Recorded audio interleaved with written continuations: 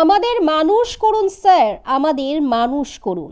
এবার সিলেবাসটা বদলাতে বলুন স্যার, সব সিলেবাসে মনুষ্যত্ব যোগ করতে বলুন। এই রকমই একটি বর্তমান সমাজের পরিপ্রেক্ষিতে একটি আবৃত্তি পাঠ করে সবার নজর কেড়েছে সুতির কাশিমনগর অঞ্চলের গাজীপুর গ্রামের মানসী দাস নামে এক ছাত্রী। জানা যায় সুতির গাজীপুরে দুলাল সরকারের টিউশনি সেন্টারে একটি বাৎসরিক সাংস্কৃতিক অনুষ্ঠানে সেই টিউশনি সেন্টারের মানসী দাস ওরফে ইস্যু নামে তৃতীয় শ্রেণীর এক ছাত্রী কবিতার মাধ্যমে বর্তমান পরিস্থিতি তুলে ধরেন।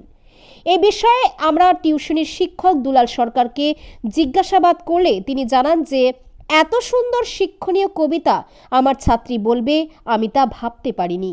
এই অনুষ্ঠানে যারা কবিতা বলেছে তাদের বেশিরভাগকেই আমি কবিতা খুঁজতে সাহায্য করেছি, কিন্তু মানসী যে এই রকম কবিতা বলবে আমি নিজেই জানি না। পরে কবিতা পাঠের পর জিজ্ঞাসা করাতে জানতে পারলাম যে তার মায়ের সহযোগিতায় সোশ্যাল মিডিয়ার মাধ্যমে খুঁজে এই আবৃত্তি পাঠ করেছে। এই কবিতা ছাড়াও শিক্ষণীয় নাটক, গান এই অনুষ্ঠানে আমার ছাত্রছাত্রীরা পাঠ করে। ব্যুরো রিপোর্ট, আমার মুর্শিদাবাদ নিউজ। কি ভাবছেন, কি হচ্ছে চারিদিকে, কি দেখছেন, কি শুনছেন খবরের কাগজে, টিভিতে, সোশ্যাল মিডিয়ায়? ডাক্তার মাকে ঘর থেকে বের করে দেয়, ইঞ্জিনিয়ার বাপকে পেটায়, অফিসার ঘুষ নেয়, মিনিস্টার টাকা চুরি করে। মাস্টার মশাই কি ভাবছেন এদের আপনিই পড়িয়েছেন? হ্যাঁ স্যার, সারা জীবন ধরে এদের আপনিই পড়িয়েছেন। স্কুলে, কলেজে, বিশ্ববিদ্যালয়ে এদের আপনিই পড়িয়েছেন। সব ভুল সিলেবাস, এবার সিলেবাসটা বদলাতে বলুন স্যার। সব সিলেবাসে এবার মনুষ্যত্ব যোগ করতে বলুন।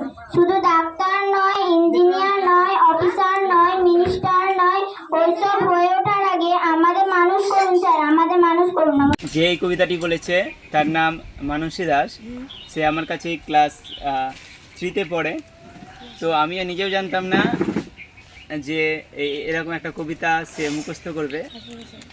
তার মা বা কেউ হয়তো অভিভাবক এই কবিতাটা লিখে দিয়েছে, ইউটিউব থেকে হোক বা কোথা থেকে।